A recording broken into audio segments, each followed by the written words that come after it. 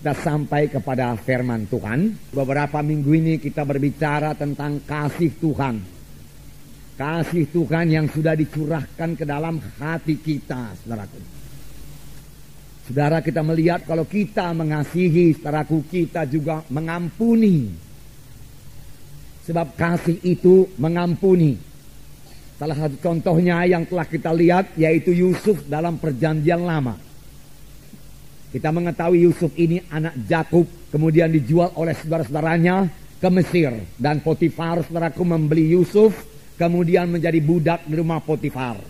Dan istri Potifar ini tertarik pada Yusuf dan mengajaknya berbuat dosa. Tetapi dengan tegas Yusuf menolak. Dia tahu dosa itu akan menceraikan dia dengan Tuhan.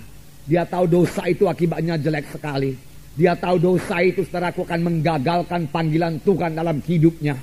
Dia tahu dosa itu menduka citakan hati Tuhannya. Oleh sebab itu dia menolak dosa itu, saudaraku.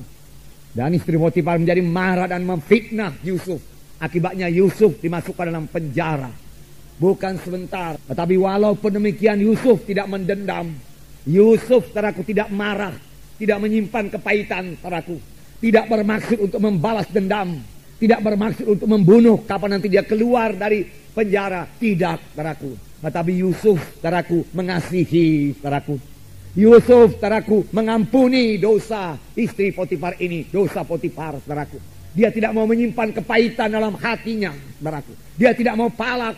Dia tidak mau mendendam. Dengan kata lain, dia berjalan dalam roh. Ataupun berjalan dalam kasih. Yang tidak membalas kejahatan dengan kejahatan. Tidak membalas caci maki dengan caci maki. Tetapi dia mengalahkan kejahatan dengan kebaikan. Inilah hidup anak-anak Tuhan. Inilah dia anak-anak Tuhan, anak-anak terang. Yang berjalan dalam roh Tuhan. Yang berjalan dalam kasih, saudaraku. Saudara barangkali berkata, saya tidak sanggup berbuat demikian. Saya pun tidak sanggup, saudaraku. Dengan kekuatan saya sendiri, saudaraku. Tetapi syukurlah Tuhan sudah mencurahkan kasih-Nya dalam hati saya. Tuhan juga sudah mencurahkan kasih Tuhan dalam hati saudara. Itu terjadi pada waktu kita lahir baru. Tuhan bukan hanya memberikan keampunan dosa kepada kita. Bukan hanya memberikan kuasa dalam nama Yesus, itu memang menjadi milik kita. Tetapi Tuhan juga memberikan kasih-Nya dalam hati kita, saudaraku. Dan dengan kasih Tuhan ini kita sanggup. Dengan kasih kita sendiri kita tidak sanggup. Banyak tuntutan Tuhan kepada anak-anaknya. Bahkan Tuhan berkata, kasihilah musuhmu, doakanlah orang yang menganiaya kamu. Bagaimana bisa, saudaraku, dengan kasih manusia? Kita tidak akan sanggup melaksanakannya dengan kasih manusia. Tetapi syukurlah Tuhan, saudaraku, mengaruniakan kasih-Nya kepada kita. Yang diberikan Tuhan pada waktu kita lahir baru. Pakailah kasih Tuhan ini. Selalu bereaksi dengan kasih Tuhan, saudaraku. Memang, saudaraku, kadang-kadang kita mau bereaksi dari daging kita. Saya percaya ini juga terjadi bagi Yusuf. Yusuf, saudaraku, pada waktu dia ditangkap, dimasukkan dalam penjara, dagingnya bisa bicara. Yusuf, kau tidak berbuat apa-apa, tapi kau dimasukkan dalam penjara, jahat sekali istri Potifar itu. Kau mempunyai Allah yang hidup, suruhlah Tuhan menghukum dia. Bisa saja demikian, dan mungkin saja demikian terjadi di dalam hati Yusuf, saudaraku. Tetapi Yusuf tidak membiarkan pikiran itu menguasai hatinya.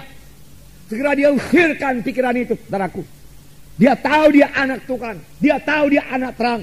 Firman Tuhan berkata, jikalau kamu hidup dalam kebencian, sampai sekarang ini pun kamu masih dalam kegelapan. Firman Tuhan berkata.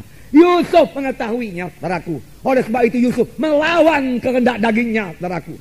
Dia tidak mau tenggelam dalam kemarahannya. Tidak, saudaraku. Tapi mengalahkan kemarahannya dengan kebaikan daripada Tuhan, saudaraku. Dengan kasih daripada Tuhan. Dia mulai memikirkan yang baik, memikirkan yang indah, memikirkan yang mulia, saudaraku. Saudaraku, dan dia percaya Tuhan akan menolong dia. Memang benar, di penjara itu pun Tuhan datang kepada Yusuf dan Tuhan menolong Yusuf, saudaraku. Tuhan menyertai Yusuf sehingga dia boleh kerelaan hati, keluasan hati dari penghulu penjara itu. Sehingga Yusuf beroleh kebebasan dalam penjara itu, mengatur semua tawanan-tawanan yang lain, dan semua diserahkan kepada Yusuf, saudaraku. Dia menjadi pemimpin di penjara juga, saudaraku. Nah, di penjara itulah saudaraku dia bertemu dengan pegawai minuman, pegawai makanan raja, di mana dia mengetahui seluk-beluk kerajaan, saudaraku. Karena dia di penjara selama 13 tahun. Kemudian dia keluar dari penjara dengan pertolongan Tuhan, dengan ajaib Tuhan. Sesudah itu dia memerintah Mesir selama 80 tahun lamanya. Karena dia dipanggil Tuhan pada umur 110 tahun. Dia hidup sepuas-puas umurnya. Dia berjumpa kembali dengan bapaknya Yakub. Dia sempat menolong saudara-saudaranya semua. Sehingga saudara-saudaranya semua tidak perlu, saudaraku, mati kelaparan. Bahkan dia berdamai dengan saudara-saudaranya semua. Sekaligus saudara-saudaranya yang pada mulanya tidak peduli satu sama lain, menjadi saling mengasihi satu sama lain, saudaraku. Dan inilah permulaan daripada bangsa pilihan Tuhan, bangsa Israel menjadi besar di tanah Mesir, saudaraku. Dan saudara, karena Yusuf tetap dalam Tuhan, kemudian Yusuf punya visi lagi, visi dari Roh Kudus, bahwasanya satu saat nanti bangsa pilihan Tuhan ini, bangsa yang besar ini akan keluar dari tanah Mesir dan menuju tanah perjanjian. Dan Yusuf berkata kepada tua-tua sidang pada waktu itu, pada waktu umurnya 110 tahun, berjanjilah kamu di depan Tuhan. Pada waktu kamu nanti meninggalkan tanah Mesir ini, bawalah tulang-tulangku beserta dengan engkau. Aku tidak mau tinggal di tanah Mesir, dia katakan. Aku tidak mau jadi mumi di sini, bagaimana kebiasaan orang Mesir. Aku tidak mau memiliki piramid, dia katakan. Tidak, dia bisa memiliki piramid karena dia sejajar dengan Firaun yang lain, saudaraku. Dia sangat berkuasa. Nah, tapi dia berkata, aku mau nanti bersama-sama dengan Tuhan. Tuhan akan memimpin kita keluar dari tanah Mesir ini ke tanah perjanjian. Aku mau berjalan bersama-sama dengan Tuhan. Aku mau melihat Tuhan, dia katakan. Aku mau melihat kuasa Tuhan. Aku mau masuk tanah perjanjian.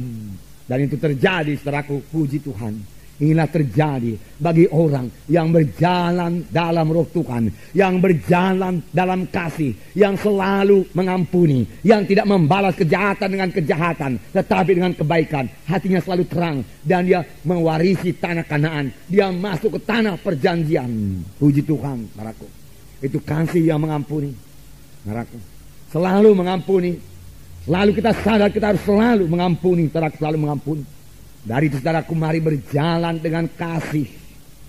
Minggu-minggu yang lewat juga kita melihat bagaimana Yesus berjalan dengan kasih. Dan selalu kita baca, hati Yesus tergerak oleh belas kasihan. Dan saudaraku, kita melihat, saudaraku, bagaimana Yesus melihat orang banyak yang dengan rindu, saudaraku, dengan haus mendengarkan berita firman Tuhan. Sehingga mereka mendengarkannya sampai hampir malam. Orang-orang banyak itu tidak peduli lagi soal makan. Dan murid-murid sudah siap sedia menyuruh murid-murid menurut orang banyak itu pulang. Tetapi Tuhan berkata, jangan suruh mereka pulang. Mereka sudah lapar. Berilah mereka makan. Yesus memandang kepada orang banyak. Dan hati Yesus tergerak oleh belas kasihan. Inilah hati Yesus. Inilah kasih Yesus. Dia tidak mau membiarkan mereka pulang dengan laparnya. Hatinya tergerak oleh belas kasihan. Karena hatinya tergerak oleh belas kasihan, doanya berkuasa, mujizat pun terjadi, saudaraku. Biarlah ini menjadi teladan bagi kita.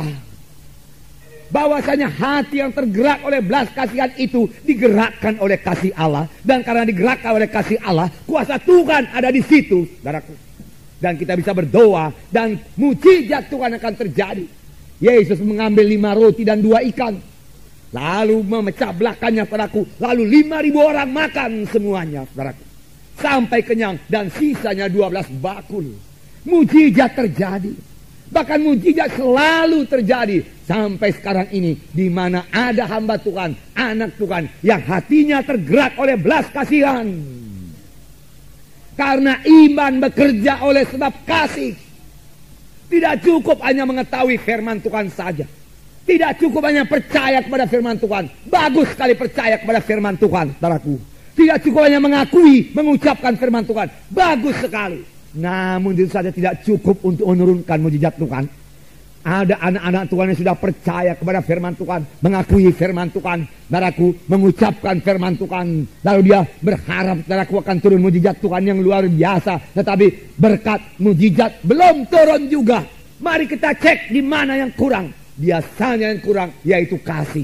Sebab iman bekerja oleh sebab kasih. Di mana ada kasih, di situ ada terang, di situ ada iman, di situ ada kuasa, ada berkat, ada kemenangan. Haleluya saudara.